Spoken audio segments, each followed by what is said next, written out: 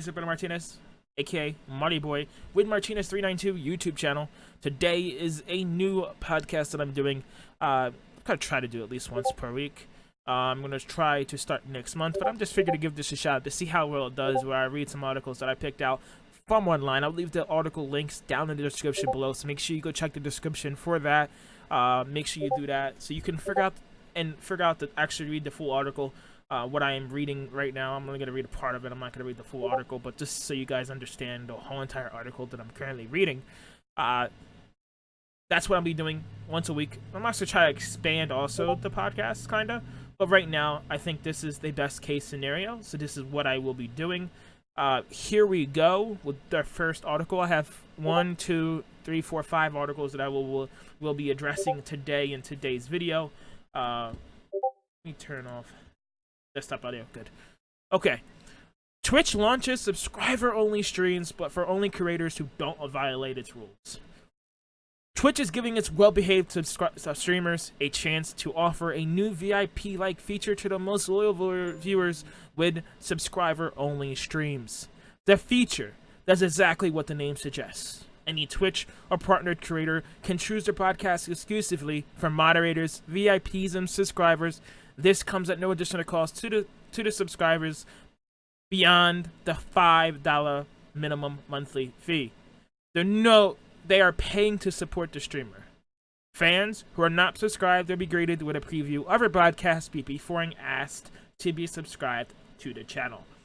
Obviously, what this pretty much means also, you cannot violate Twitch rules at all. If you violate Twitch rules, you will be losing all features of this at all, completely for 90 days. So, do I agree with this? No. Because let's be real. If you're a bigger Twitch live streamer, you don't need this. If you're a partnered live streamer, 9 times out of 10, you're making enough sustainable income where you do not have to have this like this. If you're a small Twitch live streamer, an affiliate, you really do not need to do this. Yes, I understand you're not making a lot of money, but how do you expect to grow if you're forcing people to have a paywall to be able to watch your live stream? It's stupid. It's not going to work. I really truly may work for bigger live streamers where they already have an audience where they can actually do that with. But if you're a smaller Twitch live streamer, just a Twitch affiliate, it's not smart to do that. And honestly, you probably should never enable that feature to begin with.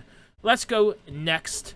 You all know the whole entire situation with Hawaii and the whole entire thing with the United States. Well, now the United States seems to be changing their whole entire viewpoint now. Trump changes his mind and says Hawaii can now buy some United States tech after all. President Donald Trump announced Saturday that the Chinese manufacturer Hawaii will be able to once again purchase goods from the United States tech company. This is a sharp reversal from his stance in May 2019, when Reuters reported that the United States Consumer Department said the company would first need United States approval to purchase goods from an American manufacturer. According to the Washington Post, Trump made the announcement following a meeting with China's president.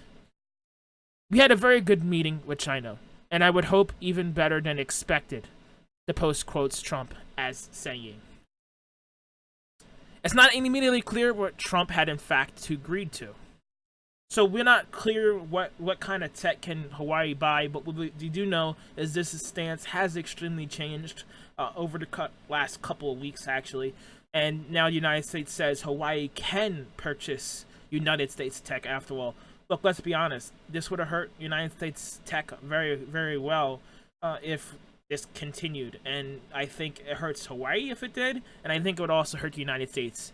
And I think this was a great decision. Obviously, there is concerns there with Hawaii and China, and there's things to be concerned about for security reasons. But I think we went too extreme, and I think we're now making the right decision. Obviously, we have to address the security concerns, and we obviously are. But I hope. Obviously, that was a stupid decision to ban Hawaii from using United States tech. It's just very stupid. It doesn't help us at all. It doesn't do anything for us besides hurt us. Let's go to the next article.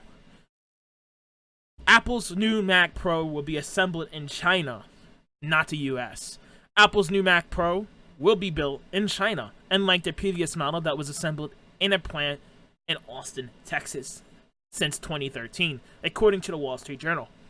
The vast majority of Apple products are manufactured in China, so it's not entirely surprising to see Apple shift its production overseas, but it comes at a time as the tech industry faces a 25% tariff on imports from China, which could have political implications for a company that President Trump has regularly called out for not making products inside the United States.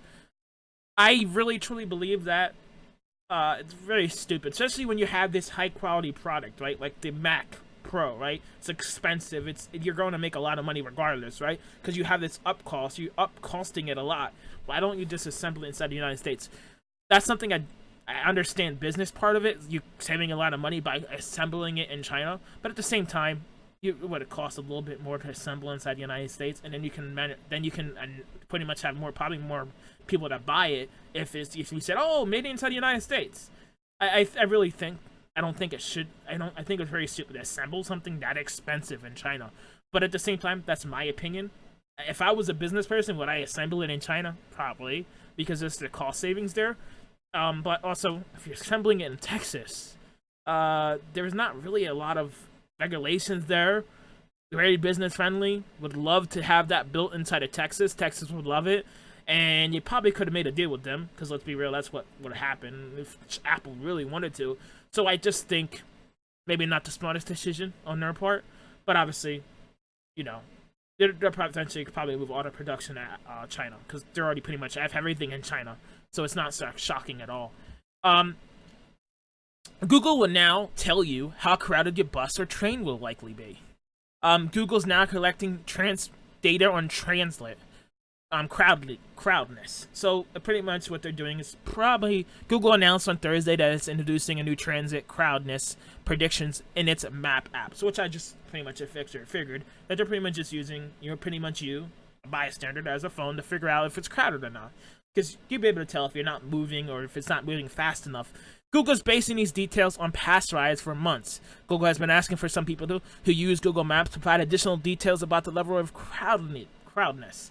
So pretty much you're using the people to report back to them if it's crowded or not. Which, hey, great idea, right? Great idea to use Google Maps, because Google Maps is free, so it's not like it's costing you anything. But I also try to keep my GPS single off as much as possible, because, why not? But now the company has collected enough data it can begin offering predictions to customers who use Google Maps to plan their daily commute. This feature is available starting today, which was June 27th, not July. It was available on June 27th, starting in 200 cities around the globe. About 1/4 of the cities are inside the United States. Great feature, honestly, in my opinion. Especially when you have a lot of backup and crowded areas. Like, it's obviously very good feature. They already have it when you're driving around. It pretty much tells you.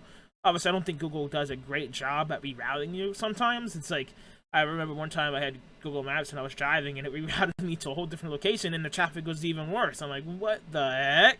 This didn't save no time. This extended my trip by 10-15 minutes. So obviously, it's not always going to be perfect. It's not always going to tell you.